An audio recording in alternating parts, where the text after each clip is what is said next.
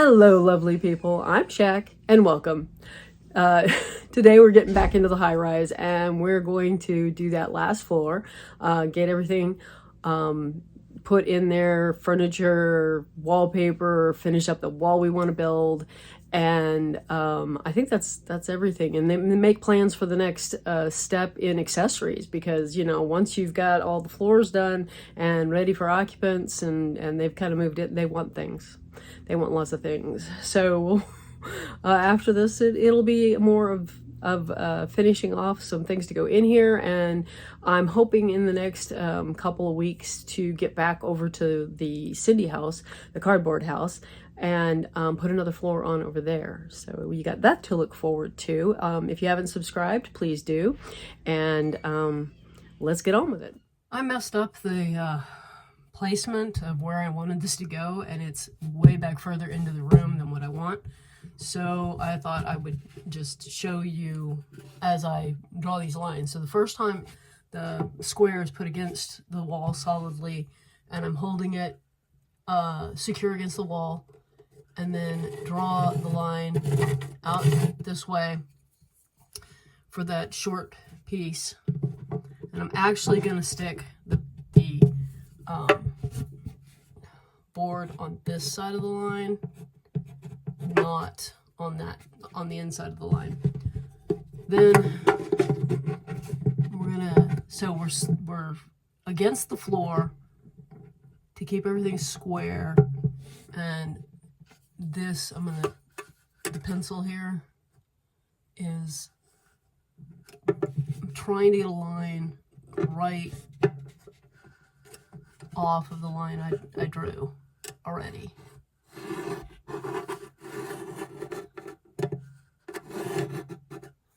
And that's how much too far back I painted all this. So this part, no big deal. Wallpaper's covering that. This part up here is going to have to be repainted. And this part down here, I don't think you can see that. Well, you can see the shadow of the gray mess. Where I tried to take up the paint I'd already painted. I need a different way to remove the paint, but I've decided that instead of removing the paint entirely, I'm going to paint over it. So I think this right behind the door, we're gonna just do a deal in. We're gonna make a room floor difference, I think. So again, I'm up against the ceiling, lining up the bottom here with the previous line so that we can keep it going in the right direction. This is actually the hardest part, getting this one in the right place.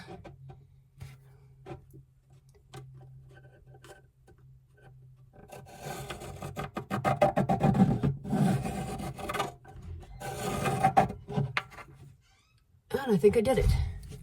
So now I get to glue those pieces of wood back on. It is kind of messed up on the floor. It did mess it up. So I'm kind of glad I'm painting it again. We had some mess up on the ceiling too. Yeah, so kind of glad I'm going over it since I had to move it. I painted flowers on the floor back here in this painted area to look like a flowered carpet. And then in front of the door, we have a sidewalk and little garden areas that'll go like with the fence around it. And here you can see this area here used to be blue, and it patched over okay. It does, for me, I can see the shadow of the blue, but it's not too bad. And we got the boards moved forward. So I was a full 2 inches off in the in my measurement here. I don't know how everything moved forward to it or moved back 2 inches, but I'm pleased with the patch. This area right here has turned out it's kind of fun. I like it as a separate area, so that when you open the door, you'll see this area, and I can still like remove the wall to take pictures if I want to from this angle. I probably will take a lot of pictures looking from where the camera's sitting right now. And I haven't quite decided sure what I'm going to even do with this area or the rest as far as the furniture goes. But we'll see. And I've painted this, and I'm waiting a painting to just go in here that I can then remove. I did a watercolor, and I'll just kind of tack it in here and then have the option of removing it if I want to. And it's drying right now. So the next thing to do is to build the wall. I wanted to do a visual check on how this was coming together. And I've got some measurements written down on the piece of cardboard there that this needs to be wider and how much wider. And I put the painting in to see kind of how that looked, and I am really liking how it's looking. The door is propping itself up. So onto the wall. I could or should maybe be putting in the wallpaper, but since the wall is going to be removable, I'm not hyper worried about it. So the wallpaper also will probably get snuck in here at some point. So while the wall, I've got it cut and I've got it glued together. It was only 2 pieces of cardboard. And while it is drying, I had to stop and make some corvids for some containers. So I just thought I'd record a little bit while doing that.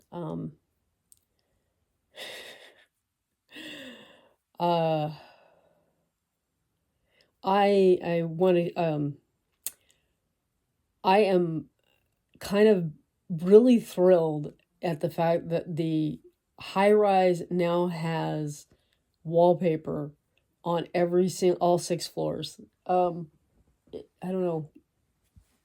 And that it's occupied on all but one so far. And that it's so close to what I envisioned, and better, and actually quite a bit better than what I had in mind when I started this. And I don't know how many of you were there when I, posted my first pictures of bringing this cabinet into the house, having Arthur custom built the cabinet to have, the Blythe floor and then the 8th scale floors. And I actually decided that I had so much 12th scale furniture that this floor I am working on currently was going to be 12th scale. So it's just got high ceilings. And I even had a door that I could put in. So I was just like, I've got to give it a little outside. So that's the reason for that.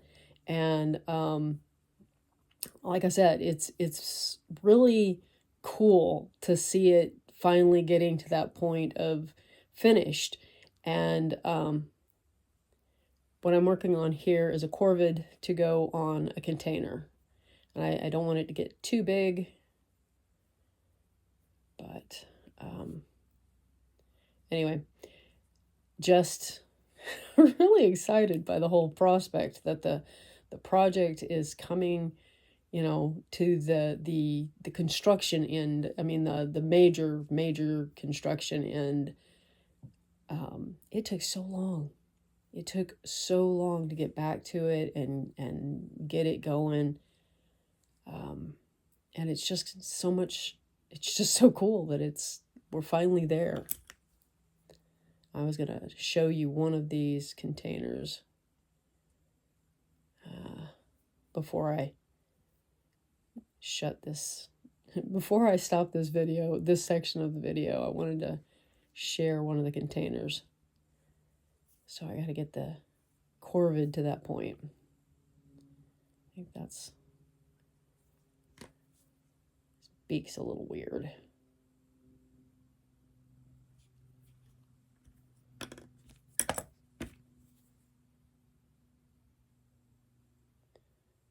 I think I had songbirds in my fingers today. Because he's looking a little too much like the songbirds. I'm going, what can I change to make him look a little less songbirdy? A little more pointed on the head.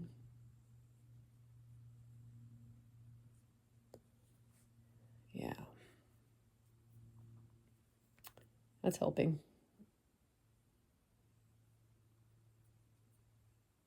Just checking the tracking on my cat, and is out for delivery to the VDC. That's cool. If you didn't see the pictures of the cat finished, I posted those here on YouTube. Decided that I'd show you the finished cat in photographs before I sent it off. So you can go back and look for that in the posts. He's a different kind of little corvid. We're going to call it good, though. Give him a little wing mark. And get out the container. Oh, yeah, slow down the drawing with plastic. And it's a tall lidded container.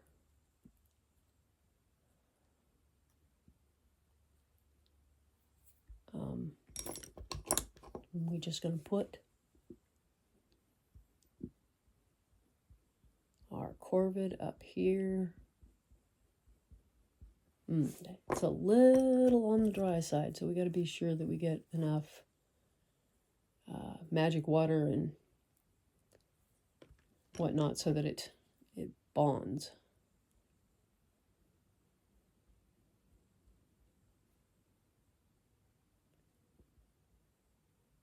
So I try to scrape up enough that I get a little booger. So that there's something that kind of squishes into the bird.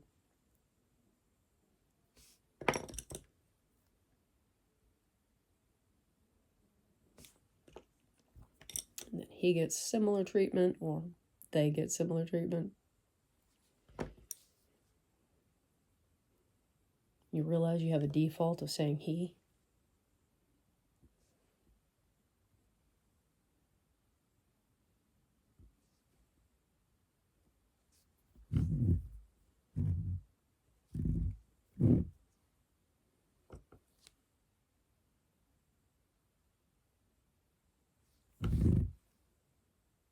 Clean it up. And there we go. We've got a corvid on top of a container. We'll get back to the dollhouse now. I put the glued together cardboard in and traced the door. Needed to use the floor there to make sure I got the door in the right place. And while I was at it, I traced the window. So those both need to be cut out. I've got all of the wallpaper in and the trim boards on, and this time around with the trim boards, I went ahead and overlapped them, which made it a lot easier to just put them in and there was less futzing when you try to butt one up against the next one. You've got to have your folds for the corners in the right place, and it just made it go a lot smoother, a lot faster, and a lot easier, a lot less frustration. My painting's sitting there waiting to be reinstalled. The openings are cut and ready to go. Now I just have to figure out what I want on the outside. I already know what I want on the inside, so I'll probably do that first. And we're going to go with the stripes on the inside. So I'll get those glued in place, and hopefully I'll figure out what I want to do on the outside. Maybe I'll just paint it white. I used a lot of the same methods that I used on the cardboard dollhouse for building this wall, like wrapping around the outside edges, and I did on the window only because the window itself doesn't go all the way to the edge on the inside, but the door does. So I didn't wrap this inner edge because the door will go all the way to the edge, and then I'll put trim on the inside. But the top and bottom have the paper from the inside of the wall wrapped around, and I had to patch right here. For some reason the paper delaminated and tore off, so I'm just patching part of that. So this is the outside. I went with a floral instead of something plain. I decided to go more fairy feeling with the outside of this house. And I was really impatient, and I pulled out all my 12th scale, well, most of my 12th scale furniture and put it in on the floor. And let's go look at that. So a lot of the furniture is stuff that I built when I was a child, and it's seen better days, to say the least. It's rough. So the table back there, its drawer is out and on the floor because the handles and everything that make it to where you can actually open the drawer corroded to the point of breaking off. So I'll have to replace those before I can put the drawer back in. And there's a lot of loss of little details. The grandfather clock, its hands are broken kind of badly, and it does have a pendulum and weights, or did have. It's only got one weight left, and it's not attached anymore because of corrosion. And there's a lot of that going on the inside of it, so we're just going to leave it shut. The cradle was one I actually, same kits, the X-Acto House of Miniatures kits, but I actually got that one as an adult. And the secretary was also one of the old ones. I already said, but I say the chair, the couch, the mirror, those were all done when I was a kid. And the mirror has broken a little bit on the trim. These things aren't easy to pack up and move a lot, especially as I don't think in the beginning realize just how delicate they were. The table chairs and hutch, I guess, China hutch back there, those are all new. And they're not quite the same scale. They're a little bit big, so we have them setting away from everything else. And then over here, there's a dresser, which is it's like one of the first ones I put together, and it's missing like every other little lock, brass lock thing has come off. Then we have another China hutch over here that is much smaller, and it is actually two pieces. I had to put a piece of paper in there, cardstock, to keep the doors shut, because no, we're not level, and they just kept falling open. And the sink is new-ish, and the cradle, that cradle is a purchase. The bed back there is a purchase. You can't see the nightstand. It's also from my childhood. And the trunk is a purchase, and the mirror, I think I inherited from somebody. The doll is from my childhood, and I'll pull her out so we can get a closer look at her. I decided to set the camera up so you could see into the living room more like on the level with it. I think it looks really cool. Downside of mirrors is they tend to reflect back at you the lighting. So I have to be careful about that. Oh, and I didn't mention the lamps in the phone. They're older. Like, I think I got those as a child, but or possibly in my early 20s, maybe that as late as that. Because I was trying to wire a dollhouse, and then they had light bulbs and wiring. The Art Deco one right there is, it's lost its light bulb, and on the phone is a new acquisition. The other one has its light bulb and wiring still, but, back here, I don't know if it still works, though. You move it enough times, I just don't know. And I think the sewing machine is a relatively new acquisition. This little lady, I'm pretty sure belonged to my sister before I got her. Her hair has always been kind of matted and messed up the whole time I've had her. And I put in this braid way back then, trying to deal with her hair that stuck out to the sides. And you can see her makeup is all really badly faded. But I made this outfit for her. One of the things I absolutely loved about winter holidays was the red velvet that would be part of red velvet bags and stuff would come out and be part of the celebration. I also wanted to be Santa Claus. I really badly wanted to be Santa Claus. I had some red nylon pajamas that I tried to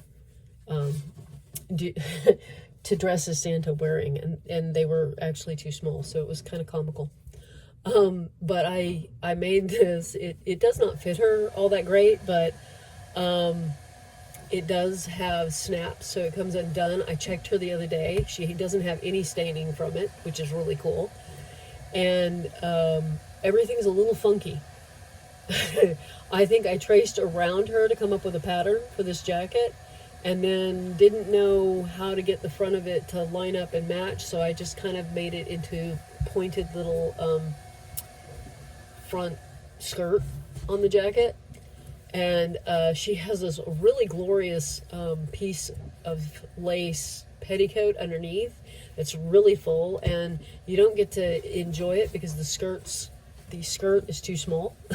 too small around. It doesn't have enough fabric to really let it do its flouncing. I made her boots out of felt and gave him little pearl beads, so they're button-up boots. A friend of my parents had come to visit from New York. We lived in Texas at the time, and they had a baby, and they left a sock behind, and I turned that sock into her stockings by cutting it apart and stitching it up the backside. They're a little wonky, but I think that's kind of part of the personality of making something when you're a child, is everything's just a little bit wonky. Her seams are not straight. They're all kinds of just like a ruffle. She has her original underwear on underneath here, and the elastic is shot. And I don't actually know what this doll was called when she was new. But she is one of the very few dolls I still have from when I was little. And wearing, I think I dressed her in this, but just because I absolutely adored this velvet, but she was part of an Arietti book report. I don't think she was wearing this for that. I think I made this later, but I did set her up in a bedroom and everything so that she would have appropriate clothing and for that. And I don't know what happened to that outfit. I forgot to mention that the bed over there was originally 12th scale, but then I shortened it so that it would work as a double bed for Lundby dolls, and that's why she barely fits. Anyway, she is going to be in residence here with all the fairies and kind of keep an eye on them, and that's a tall order to be kind of stuck with. But yeah, I'm just really excited by how all of this came together. I like the way the front area worked out, and there's even a redware mailbox that Joey made me back when she first started throwing things as an apprentice. And the kitchen isn't complete in any way, shape, or form. It may never be. I don't even know that I wanted a kitchen, but I had the sink, so I put it in here. Things like that are just like, I'll just throw that in there. Kind of very much like a fairy who found a bunch of miniatures and just ran with it. And let's see, gotta pull him out here. One of our main fairies in residence is going to be this guy, or this is Bianca, so girl. So she'll get to hang out up here. This is kind of going to be her space, and the rest of the little fairy creatures that I do have, like I'm pulling them off of the lower shelf. We've got Rosso, and he's always difficult to stand up, so we're going to just kind of set him into the chair. Oops. And Biag here.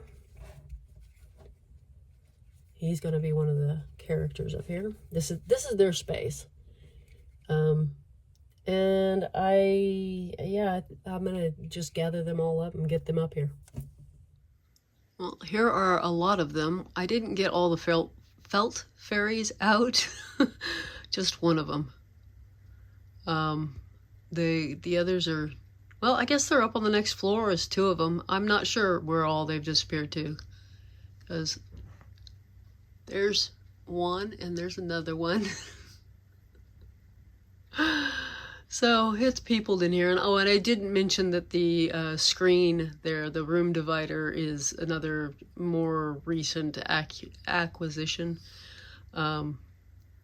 So yeah, it's not an old piece. Oh, it's an old piece, but it's not old. I didn't make it. And it didn't come from my childhood, if that makes sense. Anyway, I am going to take a final bit of footage, I think, once we get the wall in here and show the whole high rise because it is so cool to have it finished.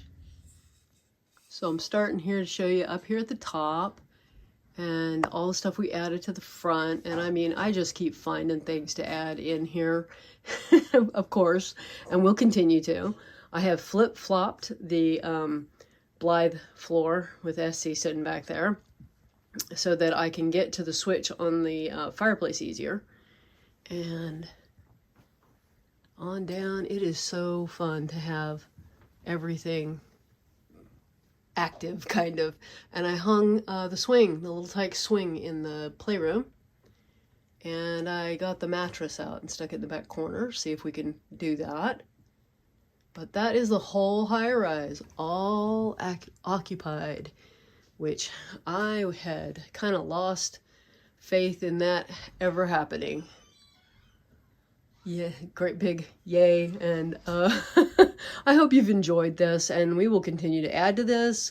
In fact, I think, not 100% certain on this because the boards aren't cut yet, we're going to do another shelf for down on the bottom floor next. So hope you have a wonderful week and a delightful day, and I will see you in the next one. Bye bye.